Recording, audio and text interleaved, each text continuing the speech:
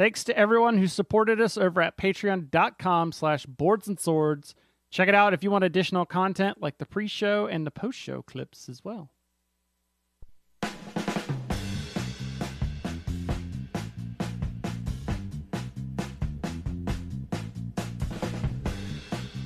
It's March 28th, 2021, and you're listening to Boards and Swords. I want my PS5.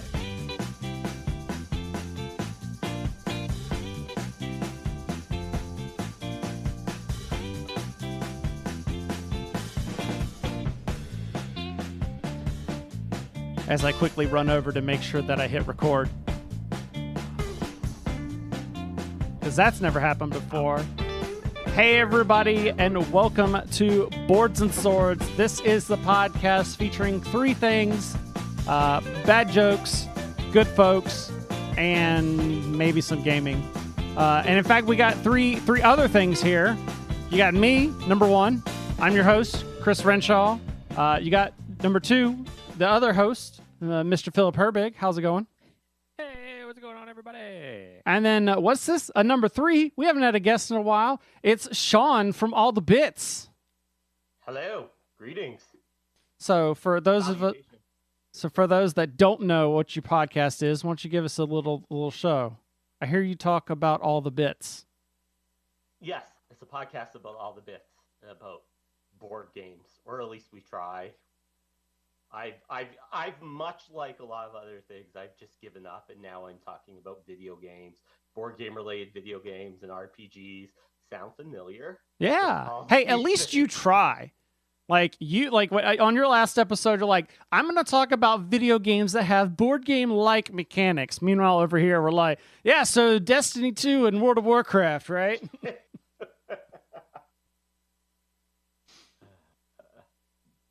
So, I have not listened to a lot of other I've trimmed back my podcast listening to a lot of like more smaller shows, because that's kind of where I'm at now. Like, the larger shows don't need my listen, but I'd rather support like my friends kind of thing. And I feel like we're all kind of in that same boat.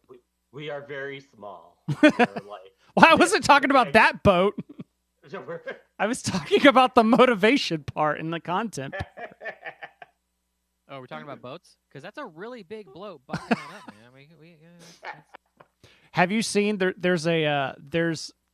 was like a picture of like, because like all the cargo ships, they have like trackers, right? To like, yeah. So there was an image where it shows them all having to go down, go through around Africa. They got to go around Africa. And like shipping costs are going through the roof because because it takes so much more gas. Yep. Well, there was the initial surge, because it was an extremely clickbaity article title, was cargo ship blocking canal and gas prices skyrocket. Like, at the time of writing that article, oil prices had jumped by 4%. Which, when you separate out into like oil gets made into what, gas and diesel and kerosene and all that extra crap. I'm like, so that's why gas prices went up 2 cents. Well, so there's that was just and just to date things, just in case somebody in a year from now is like, what, we're talking about the Suez Canal ship that's currently blocking everything. Now, if I'm remembering right, isn't it the Suez Canal is what connects like the Mediterranean to like the Persian Gulf? Yes, that sounds right. Yes. I like it's over in that side of the world, at least. That's what I want to say. But I also want to say that's also how we get most of our. I mean, that's how we get most things. But also, oil goes up because that's how it gets here. oh yeah, definitely. Because like from the Middle East, to America, you just draw a line.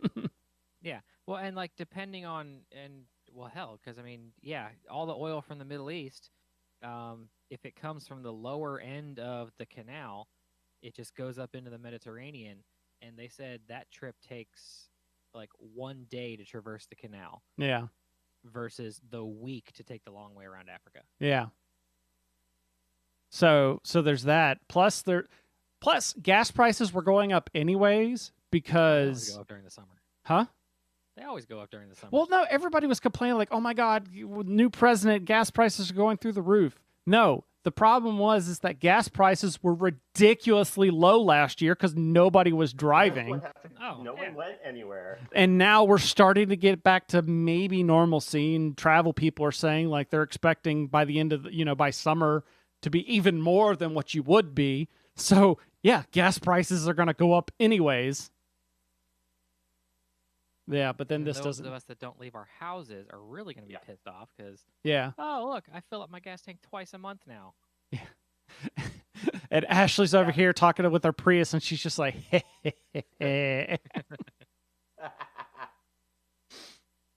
but yeah, it is. I have seen like there's even like a meme going around of like, raise your hand if you've had at least one Kickstarter update the past week that goes, you're never going to believe this, but. Shocking. I like the meme of the one piece of construction equipment that's like digging out. Oh yeah. Yeah, it was like I saw one that was like there was like the construction equipment was like me buying another board game, and then the ship is like my shelf of shame. Oh, see, that's a little better. That's awesome. The other one was I don't know, it might have been a little depressing. It was so on the boat is like all the weight of all the hardships that have happened in the past year, and the digger is like, you trying your best. Yeah. Yeah. Yeah, I definitely have seen that one. Oh man. It's been a good week. I got a bunch of Kickstarter stuff in. So we don't really have any news. We don't. I do have. We were just talking about news. Well, that was news. I don't have.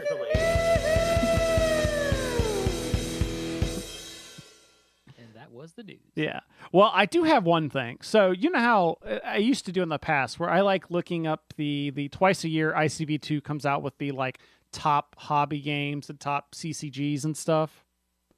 I've made it like a guessing game before, but especially consider how weird the past year has been. I thought it would be a good idea to see, like, now that they've gathered some data on what was selling. So I have here, this is based on fall 2020. So the second half of the year, the top 10 and a bunch of different games. So top 10 Hobby Channel board games. You want to know what the number one game was? Munchkin. Pandemic. That's people suck. Well, you got to think that, but also remember they released season 0 and they clump like what's the word, like brands together, so all the pandemics count together. So then you got like Root as number 2, Wingspan as number 3, which that makes sense because they launched an expansion. Root is weird. I mean, Root's just, I guess, probably just staying. Root's weird. Yeah. You were right. Number 4 is definitely weird. So this is Hobby Channel. This isn't like your mass market. But number 4 is Monopoly. And the only thing I can think of is it's non-gamers going to board game stores and buying Monopoly. That could be. Yeah. Board stores carry Monopoly? Yeah. Well, because it sells. Like tons of different ones. Yeah, because that's like a World of Warcraft Monopoly and like the Simpsons Monopoly, and there's like a Link Monopoly or like Legend of Zelda. Yeah. Number 5 is then you start getting into like the stuff you'd expect. Like number 5 is Gloomhaven. Number 6 is Betrayal. 7 is Azul. 8 is Unmatched.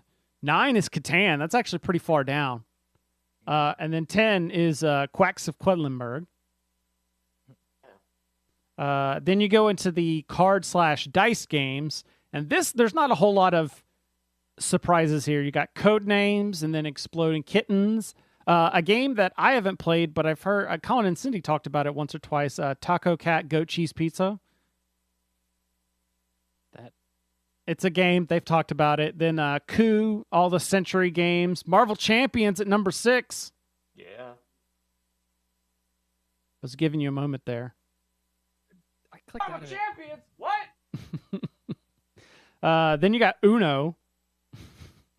Well, yeah, because Uno wasn't like Monopoly. all of last year. Uno was tweeting like, "These are the rules. You guys have been playing wrong." Yeah, something like that. Well, also yeah, dude, if you go to Target now, speaking of Uno, there's an end cap now that is nothing but Uno cards that's broken out by like decades to where like it's like a retro look of this is what the card game looked like in the 70s and the 80s and like 90s, and like it's just like a whole end cap of Uno cards. Fair. There's like Uno for everything. Yeah. Yeah. Then you got like Werewolf, Unstable Unicorns, and the D&D Great Down Muddy game, which I got to give away that. I got to do that in a giveaway. So here's where things go really sideways. All right. Number 1 CCG usually is Magic the Gathering by a long shot. It's number 2. Ooh. I'm gonna go with Pokemon. Yep, Pokemon CCG, number 1 selling game. Followed by Magic, Yu-Gi-Oh, the D&D booster pack of minis that they do, like it's like Icons of the Realms. You can get them, and it's like 3 random minis, so they can, because they don't consider the category is collectible games, not collectible card games. Any like booster type thing. Yeah, exactly. And then 5 is that Flesh and Blood game that you see Team Covenant talk about all the time. That's literally the only people I've ever heard talk about this game, Flesh and Blood. Everyone's buying it because it's 5 on the list. When I was reading through some of the articles, it's crazy because Pokemon. I mean, you go to stores, like I was at a Barnes and Noble, and their Pokemon section is just wiped. Like everyone's just buying everything. Oh yeah, they are. There was, I want to say there was like a stretch, and this is how. So like, you remember kind of toward the beginning of the pandemic, people were like all like Fall Guys everywhere, da, da, da, and then it stopped. Yeah. It switched to Among Us. Yeah. Like Among Us, and now no one talks about it. So for like a stretch of about 2 weeks, there was nothing but a lot of the cosplayers and streamers I follow. They're doing booster box openings. unpackings. Yeah.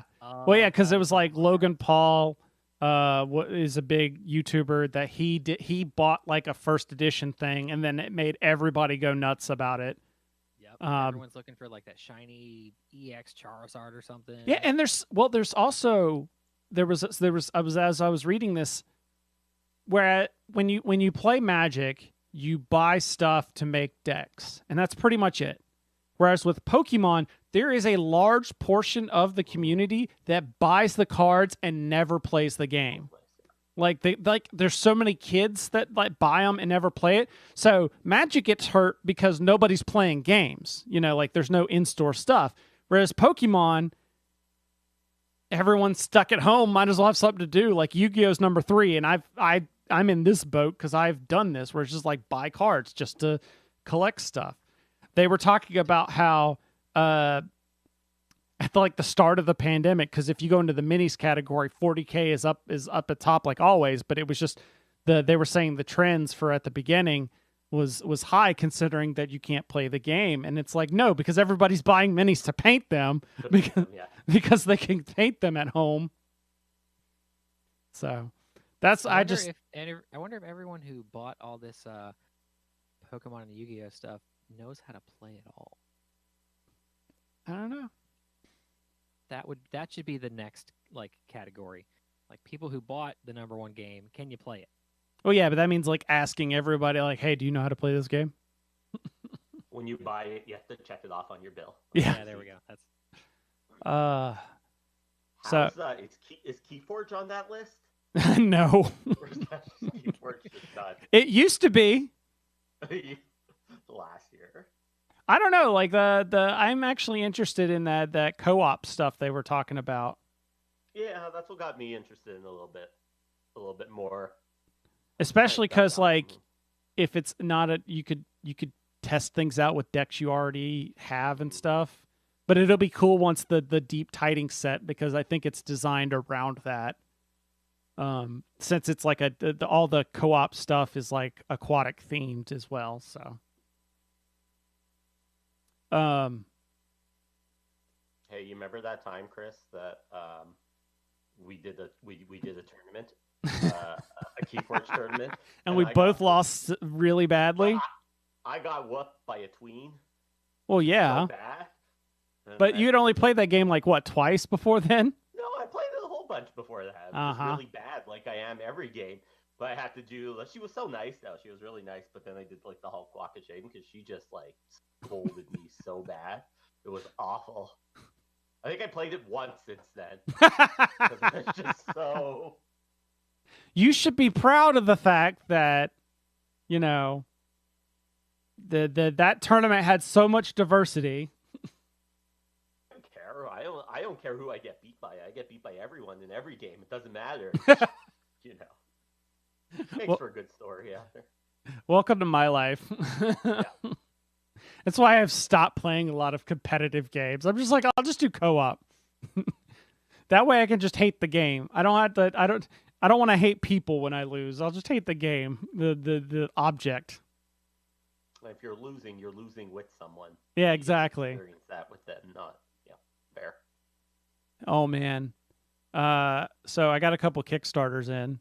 It's kind of weird, just out of nowhere, suddenly starting to get packages at the house again, because it's just been a long stretch of like, we get packages all the time, and it's always for like Ashley and Chloe. And it used to be like, is it for me? No. So like for months, it's been like, it's never for me. And then finally it's like, there's something out there for you. Like, oh my God, it's for me. Do you want me to stop by every so often and just randomly leave you a box? You know what? I may just have to start. It's just there's like, I think there's Amazon or there's companies where you can just give them a budget and they'll just mail you something from Amazon every day within that budget just so you can give. Oh, hey. Hey, there is especially with Kickstarter, because it usually takes like a couple of or a year plus, and so you forget about it, and then it shows up, and it's like Christmas. What could this be? I actually had like an oh shit heart attack moment last month. I saw people posting about one of the Power Rangers board game sets, and they were like, "Oh yeah, when can we pre-order that in the Renegade store?" And it was, I'm like, "Oh, do I have that one?" wasn't that a Kickstarter? Did I back that? Oh shit! Oh shit! Oh shit! Oh shit! Yeah, I got the Steampunk Rally, the Fusion, Steampunk Rally Fusion, the Kickstarter edition. You know, Philip, the game we played. Yeah. Boy, they had summer last year. They had the expansion / deluxe edition. That's like the base game and the deluxe and the expansion all together. Like you flip the box, one side's the base game cover, the other side's the Fusion cover. So, and it's got like I said, it came with like, I opened it up and looked. It's got the metal cogs that the original Kickstarter version had. And I got a Sea of Legends. So that was a board game by the Guildhall Studios. I'm really excited to play this. I couldn't even try it yet because it's based on an app that just launched on Friday. But it's pirates. It's got minis. It's got dice rolling, and it's got like an app to help you manage things. So it's like very repeatable or very replayable.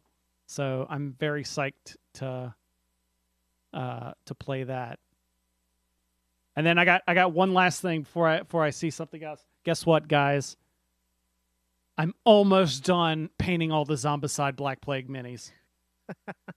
I got an itch, and yesterday I just started painting, and I finished the base coating of everything. I just have to do a couple of little small detail works on like this handful of minis, like 15 of or so, are right over here. Just kind of like, I like putting a little blood effects on their weapons, just like to imagine them like smashing through zombies and stuff. And once I do that, and then just do a clear coat on them, boom, I'll be done. 5-year project in the making. I was gonna say that's been half a decade coming on. Well, when you have a box that's filled with like 150 minis, and it takes a minute. I got you. Yeah, because even if you were on time with like focus, but with me, then it's like I'm gonna go do something else for a while. So I just have like bursts. Oh yeah, I got you. So Philip, how's the gaming going? The gaming's going good. So I actually a couple weeks ago, and I've played a few hours of this. I backed a video game on the Kickstarter, and I got my beta code, in the email. It's called The Last Faith. It is a Metroidvania style game. Those seem to be making a resurgence. I call the Metrovania is what I keep hearing them. Yeah, the artwork is pretty cool. It's sort of Super Nintendo pixelized art. Yeah. And it's controller friendly, which I love because I'm one of those weird PC gamers. Well, plus you with that kind of game. Oh yeah, especially with that kind of game. And yeah, I've played a couple hours of it. I mean, I haven't like tried to do anything completely amazing. I was originally just wandering around the world, but it looks like they fully fleshed out a bunch of stuff. And so, especially for a beta game, it's pretty in decent shape. It's pretty playable. I also backed a game called Earth from Another Sun. Mm. And that's got some cool, there's some cool weapons I was playing around with. And those landscapes, it was a much bigger budget for that game. So, a lot of those landscapes are just awesome, running around like in these weird mountainous swamps, and then some sort of like gorilla rhino comes running at you and punts you across the map and you die. And this is why I want to get more 4X games like the new Eclipse or like Empires of the Void or something, because I have a feeling that me and you would just have fun with them. Oh yeah. What's that one? Oh, Sins of a Solar Empire. That's a 4X game. Yeah. That's it's a video game 4X game. If I know I have nothing else to do for the rest of the day, I'll break that out. And that's actually an old game. That's like 11 years at this point. Oh yeah. Because it was like 2010. Y'all were upstairs. There was we were having a LAN party, and they were all playing. Party. Yeah. Oh yeah, man! Back in the day when we tripped the breaker on your house. We had a bunch of the basement was not well designed. I was renting a house, and the basement wasn't finished, and we had both a lot of consoles and computers downstairs, and we tripped the breaker. And so it was like, okay, Ow. PC gamers upstairs, console gamers downstairs. That was good times, man. Yeah. So, what about you, Sean? What have you been up to? You all up to date on the Marvel Champions? No, not at all. Marvel Champions? So far behind. I haven't played it in a while. I still have so much stuff I haven't played, but I have everything. I think I stopped after Ant-Man or Wasp, whichever was the first one, until I get through Red Skull and you done messed up. You're not gonna be able to get it now. I know. Eventually. Well, you're not that far. You're not that far. There's only been 3 since then. You got Ant-Man was first, and then there's the Wasps, and then Quicksilver and Scarlet Witch. So Scarlet Witch, yeah, and it builds up, and now Guardians of the Galaxy is out now or this week or next week or something. Yeah, right? soon, I believe. Yeah, which looks really cool. I watched a preview of it. It looks really cool. I've been staying away until I get caught up. Like I I buy it because I know otherwise I won't be able to get it, but I did get a bunch of play mats recently that they were being blown out somewhere, so I got a 3 or 4 play mats. So that's exciting. They're just going to take up space for the next X amount of time. What else? I haven't been playing much that's not with the 4-year-old. So. Yeah. Got lots of recommendations for 4-year-old. I will tell you, over the door laundry rack, great way of hanging playmats. Oh, yeah. Ooh, yes. Okay, that's a good idea. Nice. I've been doing a lot of painting again, though. Nice. So, even with the kid too. You send me photos every now and then. Yes. With the kid, she likes painting little cat minis, and then I've been back to painting my unmatched minis and my Clank minis, which I'm almost done most of them. Nice. So, yeah, that's kind of what game-wise. And there's that cannibal game. So on our show, on all. Oh, I heard about this. You gotta fully talk about this. Yeah. So there's this game. So I recently got a Switch, and they're because board gaming's a little challenging. So like Chris mentioned on our episode 75, I think, I talked about some board game adjacent games. So like I talked about like Dicey Dungeons, which is a game like Slay the Spire, which I absolutely love, which is amazing. But then I talked about this other game which I got called Therasis, I think, or Tharsis. And it's kind of like it's like a co-op. It's a dice placement game. But what happens with the game is at some point you're in a space station, and asteroids and other bad stuff happens to you, and you lose your hydro plant area where you get your food from. At that point, when you don't have food, you have to make the choice whether you're going to lower your morale, and morale is dice basically, so you need to get your dice back. So you need to eat to get your dice back. But if you choose not to do that, your other choice is cannibalism, which is starting to eat your fallen comrades. And once you eat them, the problem with this game that I had with it, once you eat your comrades and you get those dice and you roll them, blood splatters all over the screen. And there's just like red and goo, and I couldn't handle it. I just like tapped out after that happened. And then every time I rolled the dice, there's just blood splattering all over the table and all over the screen. And I was like, no, I'm done. This game's a 1 and never playing it again. It's awful. It's horrible. The first thing we've ever talked about on the show that was a hard pass. So that's Philip's like, all right, I'm going to give this a shot. Right? It sounds great, man. Pretty cheap. It's like $4. It's like $4 or $5. Yeah, but he doesn't have a Switch. I think it's on PC actually too. But yeah, a horrible experience. Cannibalism dice game. Yeah. Nice. So you're not going to back the inevitable Kickstarter to make it an actual board game? Hell no. You have to cut yourself and then fling the blood as you roll the dice. And that one, it's going to have like dry erase boards, so you can just wipe it off. Yeah. That's so bad. Well, so I haven't done a review in a pretty penny, but I did have something I needed to talk about. And it's lucky that we were going to talk to Shaun about other things, and it just happens to be a game that he has played with me, and that is we got the DC Comics deck building game, the Rebirth. I'm a champion. What? Opposite of that. So like we like play that one backwards. So this is not the newest version. So I believe this was 2019 is when this came out, and then I think Metal came out last year. So DC a couple years, it was like 2017, did a big huge Rebirth thing, and one of the things I like about the deck building game is they theme things to have core sets based on storylines, and they'll even like use the artwork of that storyline, et cetera, et cetera.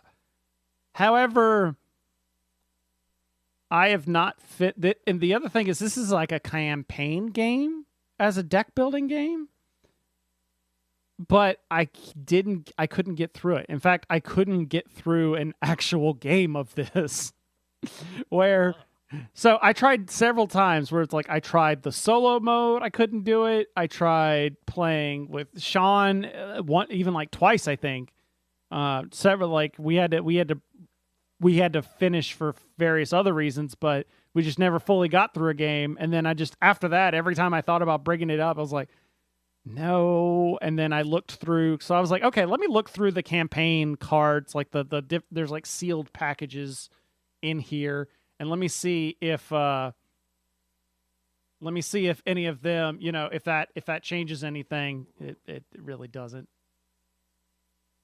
So what the game does and what makes it different is it almost, to me, it seems like all the people, I know I've heard Tom Vassell make complaints about the deck building game before, the DC one, and anyone that's like, they preferred Legendary over it, all their complaints about it, it seems like they designed this to meet that. So like, it's a co-op instead of a competitive game, so you're not trying to like use, and like the villains don't go into your deck when you defeat them. They end up being just kind of victory point cards. So some people like, that doesn't make sense that you're using villains and blah blah blah.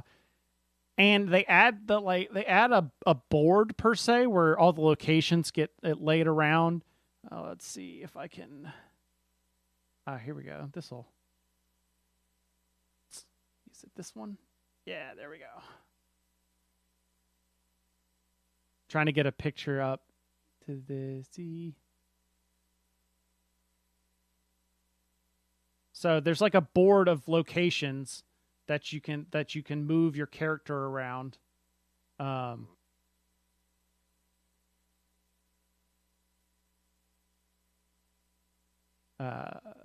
it goes.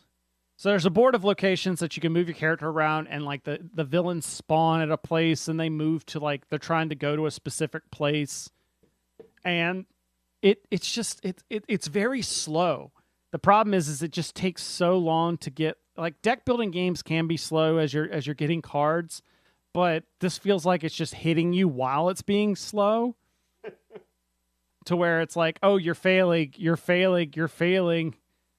It's just a different departure from the normal DC deck building game where it's like, yeah, we designed this to maybe answer why people don't like it, but at the same time throwing away everything that people that do like it enjoyed about it.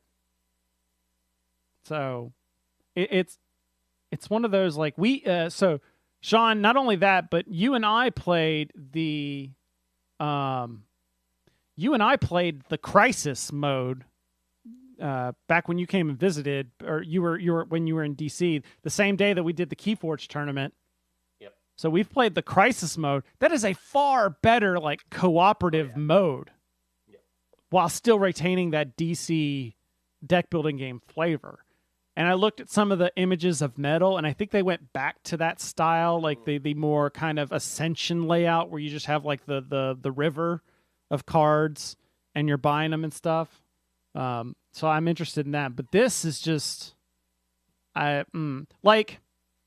feel like you could take the scenario like the campaign pieces of this and apply it with other core sets to kind of get that kind of campaign feel. And really all it does is it's each one, it's not like a legacy game where you're like each game radically affects the next. It's kind of like just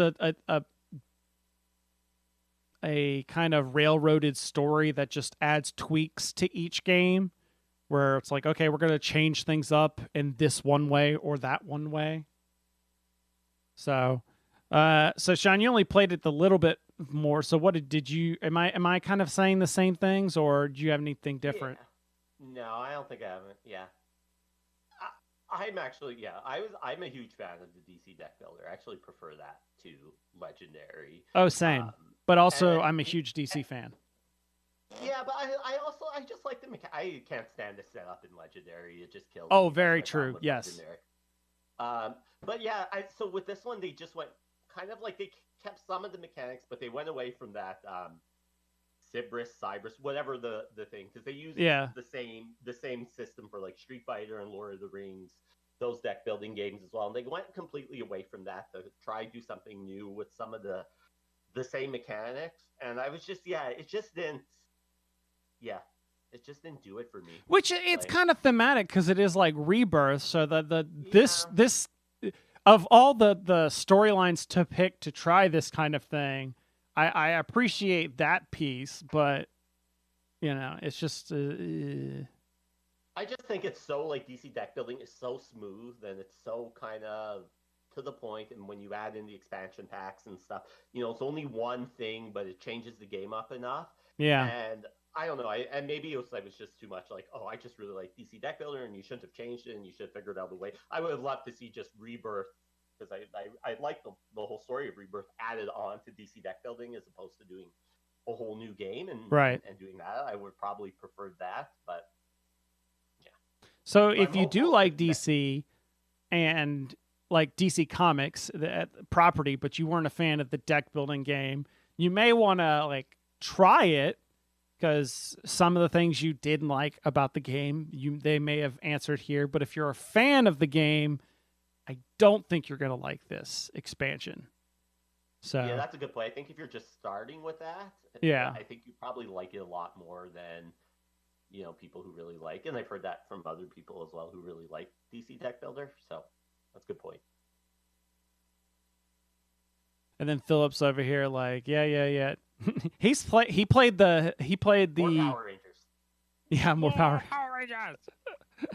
He played the Sinestro versus Green Lantern set, but was not a fan of it. And that could have just been unfamiliarity with the mechanics.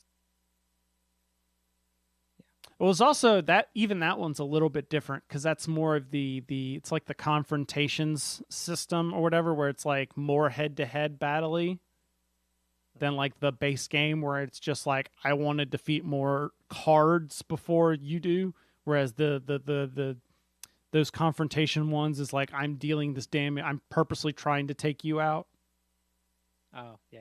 Which is, it's neat, and that's a system that actually kind of works with the game without being a huge deviation, but this feels like, the Rebirth feels like, it feels like they were on that same mindset, but they just took it a bridge too far, in my opinion. I gotcha. So. All right, so I will say, I actually have a game show here. I just have to find it because I planned it for like a long time ago, and then we didn't end up having a guest. I just have to find it. Here we go. So. Okay. Okay. Sorry. So, I'll do a Patreon plug later, and I could always edit it in late. So, what I have here is, you remember, Philip, when I did the board game, The News? A little bit. Okay. So, what I have here is Board Game of the Year. And so, what I've done is I went on BGG, and I picked out the top 5 board games from, of 2020. And then what I've done here is I've got questions relating to the theme of those games. Okay.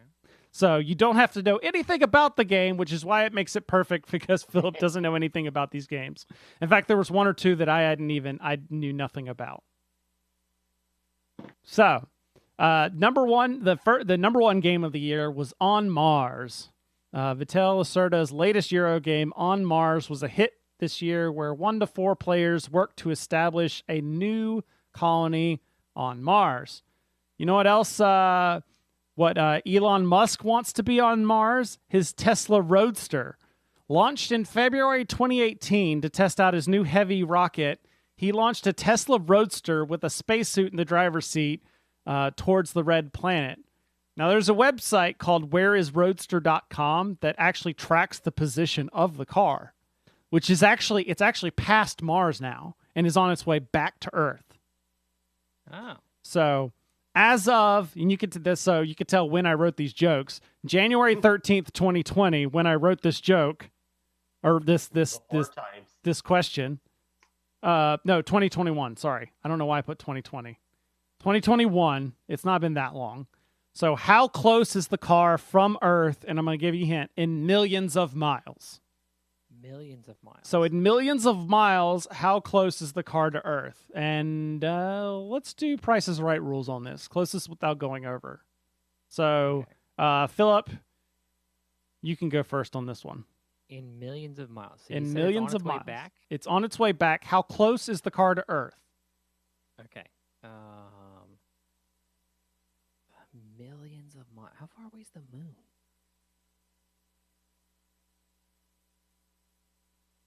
In millions of miles, I'm going to say 10. Okay, 10 million miles. Yeah, I go 10. All right. Shaun? 10.1 million. I'm going to find you and beat the tar out of you.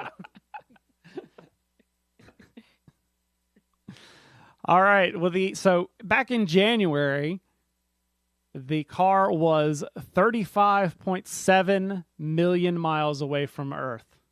I just looked it up now. It's actually moved. So it's moved about 10 million miles since then. It's now 25.5 million miles from Earth. So that's a point to Shaun on that one. Next up, Number 2 on the What are they gonna do list. when it gets back? Huh? What are they going to do when it gets back? Well, no, it's in an orbit. Oh, is it orbiting Mars? Well, that's what that meaning like. Actually in space, or Yeah, is it it's just in driving back and forth. It's in space. So the way that California it's been launched, like it was either that it crashed. It was you only have 2 things in regards to space. It would either crash on the planet, or now it's just in an orbit between us and Mars. So ideally, either it will get caught. It just depends on gravity. Either it's going to get caught in Earth's gravitation and maybe get pulled down, or it's just going to get shot right back to Mars. Yep. So, number 2 game that we have on here is obviously Gloomhaven Jaws of the Lion, a Target exclusive for its first month, ended up at number 2. The dungeon delving game was an introduction to the popular Gloomhaven game. Did you know that there is a disease called craniomandibular osteopathy, also known as lion's jaw? It's a disease that causes extensive bony changes in the mandible and skull of what animal? So, Shaun, you get to start on this one. What baboon. animal, when it gets the disease lion's jaw that causes bony changes in the mandible and skull? Oh wait, a lion. So you're saying a lion? Yeah, sure. All right, we're gonna go see. I'm gonna determine who's closest. Philip, what's your guess? I'm gonna go with some sort of tusked creature. I'm gonna go with an elephant. You're going to go with an elephant. The actual answer is dogs. So dogs can potentially get lion's jaw. And just on size, it seems like in the animal kingdom, I think a lion's closer to a dog than an elephant. So we're going to give it to Shaun on that one. I don't know. Have you seen a Tibetan Mastiff? Those things are huge, man. All right, number 3, we have Eclipse Second Dawn for the Galaxy. Is the second edition of the 4X space game we were talking about before. So, did you know that a solar eclipse is when the moon passes between the Earth and the sun? That there are a variety of ways in which this happens. According to NASA's website, how many types of eclipses are there? So, Shaun, we'll start with you. Darn it! I just wanted to guess one more or one less than whatever Philip says. Okay. How many different times of a kind? We're gonna go actual closest on this, not mathematically closest on this one. Darn it! Okay, 3. 3. All right, Philip. Are there 5? 5. No. Oof. It's 4, isn't it? It's 4, so that's like... So the 4 that are listed, you got partial, where it doesn't completely cover either way.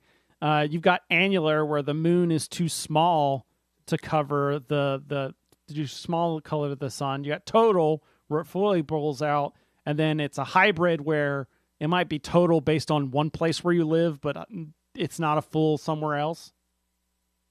So... That's your 4 types: partial, annular, total, and hybrid. You both get points. Go. All right. So number 4 on this list, I had never actually even heard of, and that was Etherfields. Etherfields. It's a co-op game from Awaken Realms, where the character have adventures and encounters in the Dreamlands.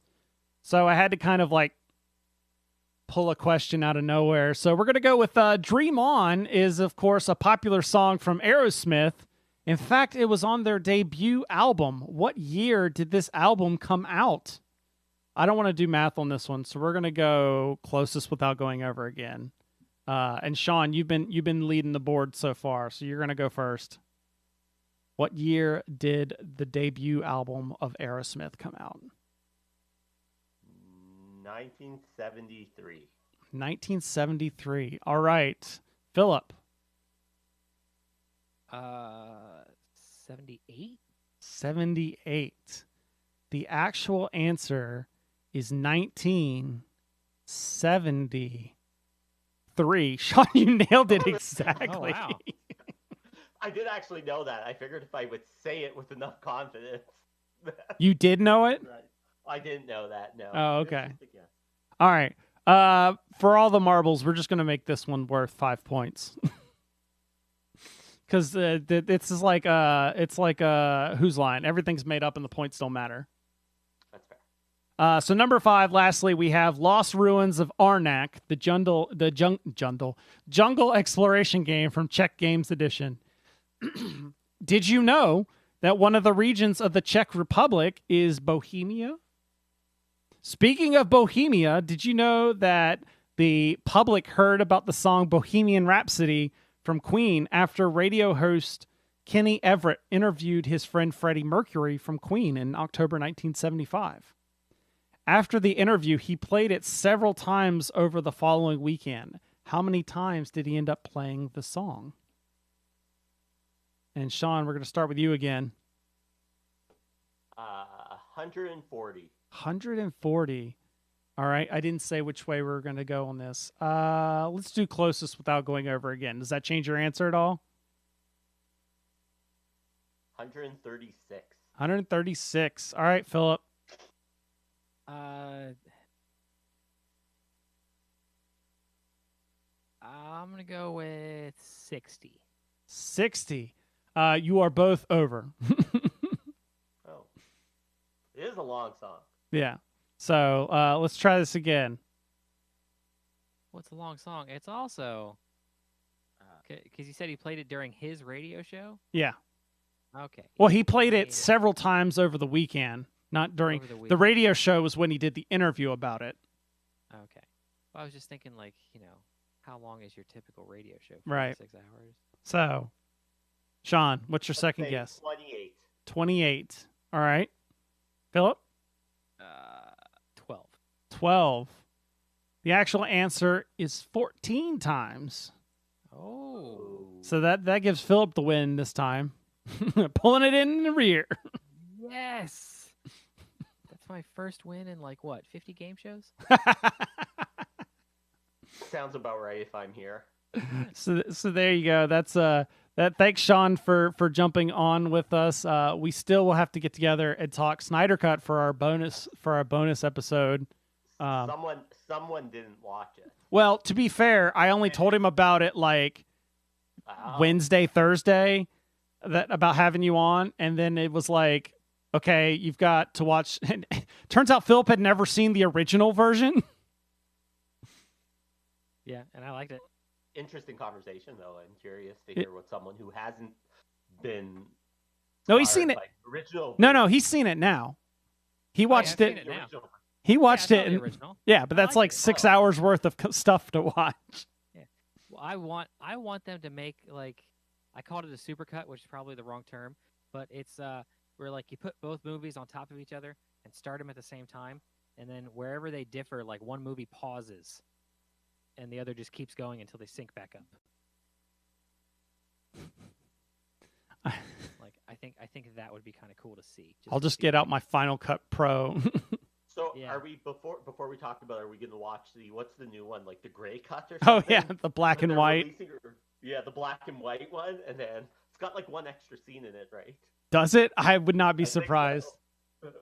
Oh, that would just feel like watching any other day of the week, Sin City. That would just feel like watching Sin City. I don't know, but if I'm gonna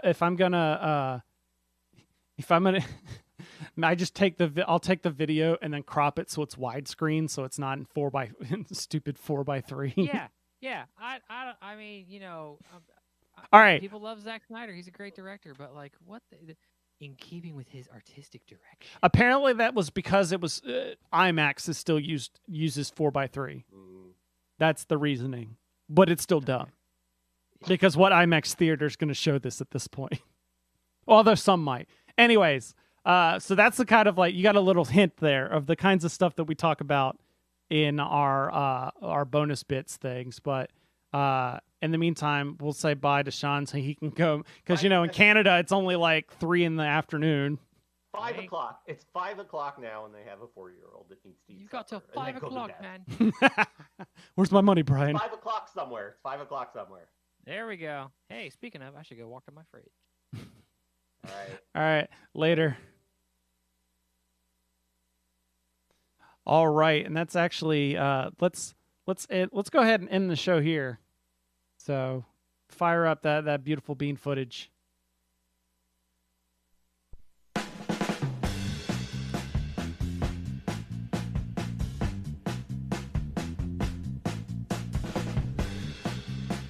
Waiting on you. Philip, did you die? Oh, I hung up both of them. Crap.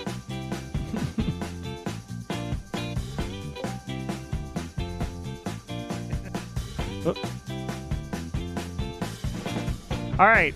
That wraps up this week's episode. If you want to watch the show live, we record every other Sunday. boardsandswords.com/live.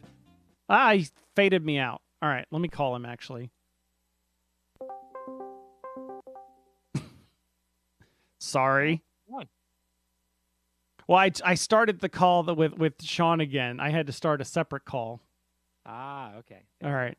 So I was actually about to start wrapping the show up, without it. So here, play that music again. Oh, so I was on time.